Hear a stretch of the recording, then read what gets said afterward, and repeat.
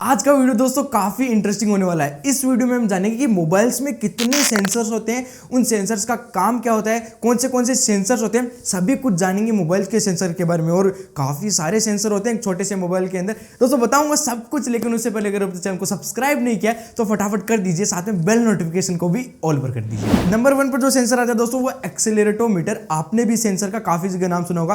Basically दोस्तों इस sensor का काम क्या होता है कि ये डिटेक्ट करता है कि आपका मोबाइल किस पोजीशन में है। ये पोर्ट्रेट के अंदर है, लैंडस्केप के अंदर है।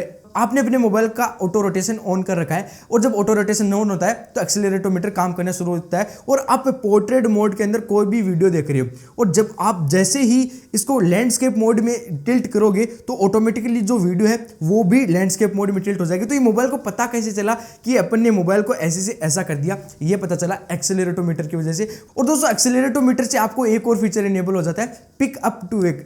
आजकल फैशन लो का जमाना है, काफी मोबाइल्स में आपको ये फीचर्स मिल जाएगा सेटिंग्स के अंदर जाकर। जैसे ही आप अपने मोबाइल को ऐसे पिक करेंगे तो उसकी स्क्रीन ऑटोमेटिकली ऑन हो जाएगी। तो ये सारा कमाल हो पाता है एक्सेलेरोमीटर की मदद से। लेकिन दोस्तों एक्सेलेरोमीटर ये नहीं बता पाता कि मोबाइल जो है कितने डिग्री पर रोटेट करा है। अब उसको ऐसे तो पता चल जाएगा कि अब लैंडस्केप में, आप अब ऐसे पोर्ट्रेट में, लेकिन उसको एग्जैक्ट पता नहीं चलता कि आप कितना लैंडस्केप में कितना पोर्ट्रेट में है। तो अगर हम कोई रेसिंग गेम खेल रहे हैं जिसके अंदर हम कार को स्टीयरिंग अपने मोबाइल के रोटेशन की मदद से कंट्रोल करेंगे तो उसके अंदर एक्सेलेरोमीटर अच्छे से काम नहीं कर पाता है। वहां पर आता है दोस्तों एक्सेलेरोमीटर का एक एडवांस वर्जन जायरोस्कोप। वो सेंसर दोस्तों मोबाइल को एग्जैक्ट वैल्यू बताता है कि मोबाइल कितने डिग्री पर इधर उधर रोटेट हो रहा है, कितना इधर उधर रोटेट हो रहा है। तो इसकी मदद से आप एकदम सटीक तरीके से अपनी कार को कंट्रोल कर पाओगे मोबाइल में। दोस्तों BGMI के अंदर भी जब आप सेटिंग्स के अंदर जाओगे तो आपको जायरोस्कोप कर एक ऑप्शन मिलेगा। जब आप उस ऑप्शन को ऑन कर दोगे तब जब आप अपने मोबाइल को थोड़ा बहुत आगे पीछे रोटेट करोगे ऊपर नीचे, तब भी जो आपका एम है वो भी आगे पीछे ऊपर नीचे होगा। और दोस्तों प्ले स्टोर के ऊपर काफी लेवलिंग की एप्स आती हैं, काफी मोबाइल्स में इनबिल्ट भी आता है, जिसके अंदर वो आपको बताती है कि आपका मोबाइल कितना लेवल पर है, यानी कि कितना टेढ़ा मेढ़ा है, कितना सीधा है। आप बेसिकली लेवल कर पाते हैं जायरोस्कोप की मदद से। तो ये कुछ बेसिक फंक्शन होते हैं जायरोस्कोप के। मैक्सिमम काम जायरोस्कोप का एक गेम्स के अंदर ही होता है। नंबर 3 पर दोस्तों मैग्नेटोमीटर। और ये सेंसर आपको डायरेक्शन बताता है कि किस तरफ कौन सी डायरेक्शन है। इससे आप दो काम कर पाओगे। सबसे पहला तो आपके मोबाइल में कंपास का जो फीचर है वो इनेबल हो जाएगा।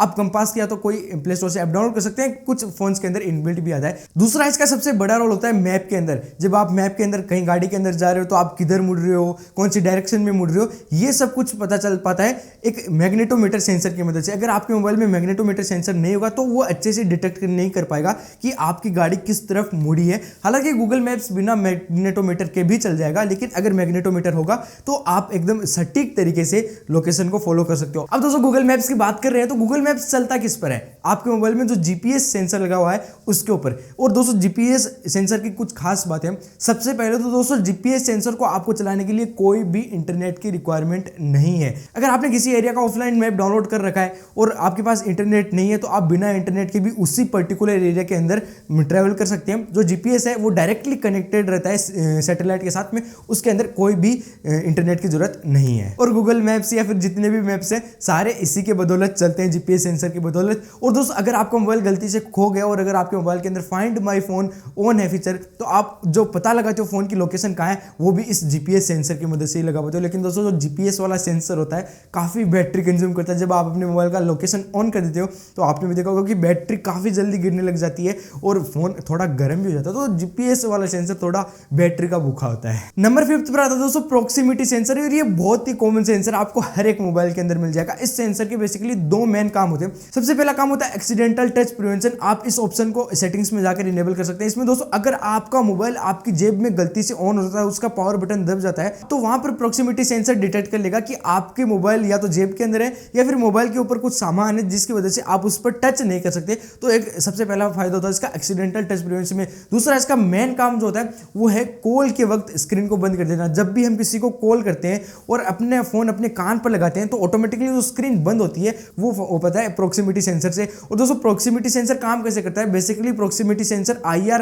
रेस छोड़ते हैं। अगर वो IR रेस टकराकर उसके पास वापस आ जाती है तो उसको पता चल जाता है कि फोन के सामने कोई ऑब्जेक्ट है या फिर अपने फोन को कान के पास लगा लिया, तो उस स्क्रीन को बंद करता है। और दूसरा अगर वो रेस सीधी की सीधी चली गई और टकराकर वापस नहीं तो मोबाइल की स्क्रीन ऑन ही रहती है, ऑफ नहीं रहती। और दोस्तों इसका एक फायदा और है कि ये स्क्रीन के पीछे भी लगाया जा सकता है। तो आजकल जो नॉच वाला है फिर पंच होल वाला सिस्टम चल रहा है उसमें भी प्रॉक्सिमिटी सेंसर काफी आराम से लगाया जाता है। आप जब किसी को कॉल लगाएंगे तब तब आपको कैमरा के साइड के अंदर एक छोटी सी डॉट दिखाई देगी, अगर आपने कभी नोटिस करी है तो वो प्रॉक्सिमिटी सेंसर। जो थोड़े सस्ते मोबाइल्स आते हैं उनके अंदर प्रॉक्सिमिटी सेंसर अपने आप काम नहीं करता, वो ऑटोमेटिकली ऑन हो जाता है, ऑफ हो जाता है, ऑन हो जाता है, ऑफ हो जाता है। जो Redmi Note 5 आया था उसके अंदर थोड़ी प्रॉक्सिमिटी सेंसर को लेकर दिक्कत आई थी। फिर आता है दोस्तों एम्बियंस लाइट सेंसर। ये सेंसर भी ऑलमोस्ट सभी मोबाइल्स के अंदर रहता है दोस्तों। इस सेंसर में क्या होता है कि आपके कैमरा के पास, प्रॉक्सिमिटी सेंसर के पास ही बेसिकली एक एम्बियंस लाइट का सेंसर लगा होता है। ये सेंसर सेंस करता है कि आपके पास या फिर फोन के सामने कितनी लाइट है और उसके हिसाब से वो फोन की ब्राइटनेस एडजस्ट करता है, अगर आपने ऑटो ब्राइटनेस ऑन रखी है तो ये काम होता है एम्बियंस सेंसर। और एम्बियंस लाइट सेंसर काफी एडवांस हो गया। काफी फ्लैगशिप मोबाइल्स के अंदर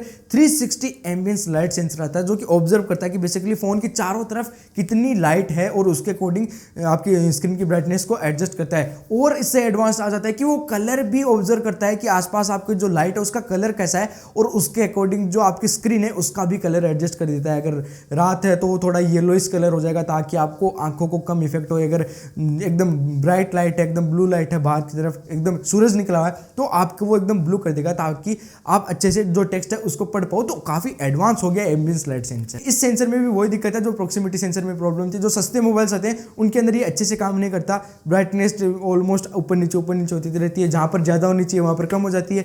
नंबर 7 पर आता है दोस्तों फिंगरप्रिंट सेंसर। आजकल सभी मोबाइल्स के अंदर ये कॉमन बात हो गई फिंगरप्रिंट सेंसर। जब नया आया था तब सभी को फिंगरप्रिंट चाहिए था मोबाइल के अंदर, लेकिन आजकल हर एक मोबाइल के अंदर फिंगरप्रिंट आपको मिल जाएगा। नॉर्मली दोस्तों फिंगरप्रिंट एक ही टाइप का होता है, लेकिन जो इन डिस्प्ले फिंगरप्रिंट आता है उसके दो टाइप होते हैं। एक होता है ऑप्टिकल फिंगरप्रिंट सेंसर, दूसरा होता है एक अल्ट्रासोनिक फिंगरप्रिंट सेंसर। अब जो नॉर्मल मिड रेंज वाले मोबाइल्स आते हैं उनके अंदर आपको मिलता है ऑप्टिकल फिंगरप्रिंट सेंसर। वो सेंसर थोड़ा स्लो होता है, अगर आपने अपनी फिंगर अच्छे से उसके ऊपर नहीं रखी तो वो नहीं खुलेगा। अगर आपकी फिंगर गंदी है या फिर स्क्रीन गंदी है तो भी आपका फोन नहीं खुलेगा। और वहीं पर जो अल्ट्रासोनिक सेंसर है काफी ज्यादा फास्ट होता है ऑप्टिकल सेंसर के मुकाबले में। वहीं पर अगर आपकी स्क्रीन गंदी होगी, आपका हाथ थोड़ा बहुत गंदा भी होगा, आसानी से खुल जाएगा। पानी में भी आप सीधा खोलना चाहो तो उसको खोल सकते हो, कोई भी दिक्कत नहीं आएगी। लेकिन दोस्तों ये सेंसर बहुत महंगा आता है एक ऑप्टिकल सेंसर से, तो ये सेंसर आपको केवल फ्लैगशिप मोबाइल्स के अंदर ही मिलेगा। फिर आता है दोस्तों एक बहुत ही हेल्थ कॉन्शियस सेंसर जो कि पेडोमीटर। ये सेंसर बेसिकली आपने कितने फुट स्टेप्स चले ये काउंट करता है और उसी काउंट से एक स्पेशल फॉर्मूला लगा कि आपको ये भी बता देगा कि आपने कितनी कैलोरीज बर्न करी केवल चलकर। बाकी क्या आपने जो एक्टिविटीज करी वो आप काउंट नहीं कर सकते उसके अंदर, लेकिन आपको स्टेप्स की मदद से आपने कितनी कैलोरी बर्न करी ये आपको बता देता है। दूसरा दोस्तों जो जितने भी स्मार्ट बैंड्स, स्मार्ट वॉचेस आती हैं उन सब के अंदर पेडोमीटर बहुत एडवांस्ड लेवल का आता है। और जितने भी स्मार्ट वॉचेस, स्मार्ट बैंड्स होते हैं उनके अंदर तो जरूर एक पेडोमीटर सेंसर आता है, सेम मोबाइल्स वाला सेंसर ही होता है। बैरोमीटर सेंसर होता है एक मोबाइल के अंदर जो कि केवल पिक्सल और आईफोन के मोबाइल्स के अंदर ही आपको जनरली मिलेगा, दूसरे मोबाइल्स के अंदर नहीं मिलेगा। ये सेंसर काउंट करता है कि आप कितनी हाइट पर हो, कितनी एल्टीट्यूड पर हो, दूसरा आपके आसपास कितना एयर प्रेशर है ये काउंट करता है सेंसर। बेसिकली जितने भी नॉर्मल मोबाइल मेकर्स होते हैं इस सेंसर को स्किप कर देते हैं, नहीं देते हैं, लेकिन पिक्सल के मोबाइल्स में और आईफोन में आपको ये सेंसर मिलेगा। इस सेंसर का काम क्या होता है, ये बेसिकली आपकी जो वेदर फोरकास्ट होती है, आपके पास कैसा वेदर है उसको और भी इनहेंस कर देता है। जस्ट इतना सा काम होता है, इसकी वजह से जो नॉर्मल मेकर्स होते हैं उसको स्किप कर देते हैं। नंबर 10 पर दोस्तों बहुत ही एक इंटरेस्टिंग सा सेंसर आता है जो कि आज तक केवल एक ही मोबाइल के अंदर आया, कुछ शार्प कंपनी का मोबाइल था उसके अंदर आया। उस सेंसर का नाम है गीगर सेंसर।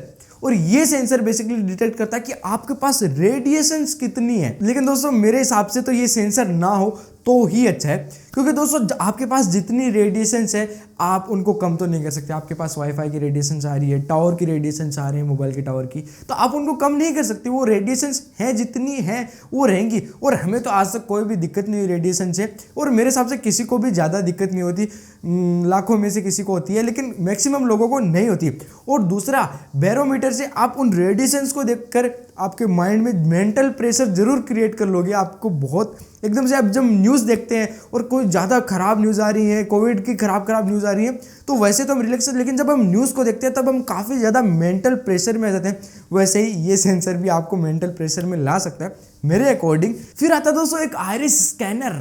फिल्मों के अंदर हमने काफ़ी बार देखा होगा, आँख को स्कैन करके बड़ी बड़ी तिजोरियाँ खुल जाती हैं हम सोने की। ऐसा सेंसर एक मोबाइल के अंदर भी है जिसके अंदर आप मोबाइल को खोल सकते हो अपनी आँख के थ्रू, आँख के आइरिस के थ्रू। और ये सैमसंग के मोबाइल्स में आता है एक बार, हालांकि आप तो इसको डिसकंटिन्यू कर दिया गया, सैमसंग भी फेस अनलॉक पर शिफ्ट हो गया। क्यों? क्योंकि दोस्तों जो आइरिस स्कैनर है उसका जो वर्किंग है, जो सैमसंग को जो कोडिंग करनी पड़ती थी, जो सैमसंग को काम करना पड़ता था, काफ़ी कॉम्प्लिकेटेड था, दूसरा ये फेस अनलॉक से थोड़ा स्लो था। तो इतनी तामझाम करना है क्यों, फेस अनलॉक सीधा साधा अपने पास ऑप्शन है। तो सैमसंग भी बाद में फेस अनलॉक पर शिफ्ट हो गया, लेकिन कोई ज़माने में ये सेंसर भी आता था कि आपके आँख के थ्रू आपका मोबाइल अनलॉक होता है। नंबर 12 पर आता है दोस्तों 3D फेस स्कैनर। ये सेंसर आपको सबसे पहले आईफोन में मिला था, बाद में उसका पोको ने भी कॉपी कर लिया था। इस सेंसर का काम क्या होता है कि ये सेंसर आपके फेस को रीड करता है 3D के अंदर। जो आँख नाक है वो कितना आगे है, नाक कितना लंबा है, कितना ऊंचा है, कान कितने पीछे, तो ये आपके फेस का पूरा एक 3D मैप बनाता है। वहीं पर जो नॉर्मल एंड्रॉइड मोबाइल आते हैं उनमें जो सेल्फी कैमरा होता है उससे आपके फेस को नॉर्मली स्कैन किया जाता है और आप बाद में आपका मोबाइल अनलॉक हो जाता है। तो वो थोड़ा कम सिक्योर है अगर हम कंपेयर करें 3D स्कैनर से जो आईफोन में आता है और पोको में भी आता है।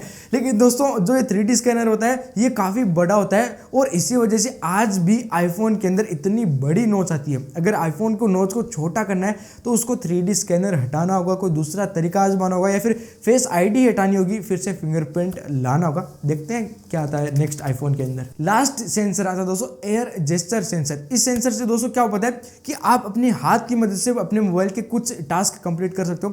जैसे कि आप गैलरी में फोटोज देख रहे हो तो आप अपने हाथ की मदद से फोटोज को आगे पीछे कर सकते हो। अगर आप कोई म्यूजिक सुन रहे हो और अगर वो म्यूजिक इनबिल्ट म्यूजिक प्लेयर है तो आप अपने हाथ की मदद से सॉन्ग्स को आगे पीछे निकाल सकते हो।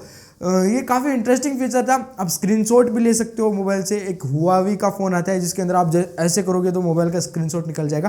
तो ये सब कुछ हो पाता है एक एयर जेस्चर सेंसर की मदद से। हालांकि आजकल जितने भी मोबाइल्स आते हैं ऑलमोस्ट सभी मोबाइल्स में ये सेंसर नहीं आता है, क्योंकि जो हैंड का जो मूवमेंट है वो इतना एक्यूरेटली वो ट्रैक नहीं कर पाता था और थोड़ा मुश्किल भी हो जाता था हाथ से इधर उधर करने में। नॉर्मल स्क्रीन पर टैप करके हम कर लेंगे, हाथ को इधर उधर करेंगे। तो इस फीचर को भी मैक्सिमम मोबाइल्स के अंदर डिसकंटिन्यू कर दिया गया। तो दोस्तों ये थे सारे सेंसर जो आज के टाइम आपको एक मोबाइल के अंदर देखने को मिलते हैं। वैसे दोस्तों आपका फेवरेट सेंसर कौन सा था कमेंट करके जरूर बताइएगा। और अगर ये वीडियो पसंद आया तो वीडियो को लाइक करना, अपने चैनल को भी सब्सक्राइब कर देना। मिलते हैं एक और वीडियो के साथ, तब तक के लिए जय हिंद, जय भारत।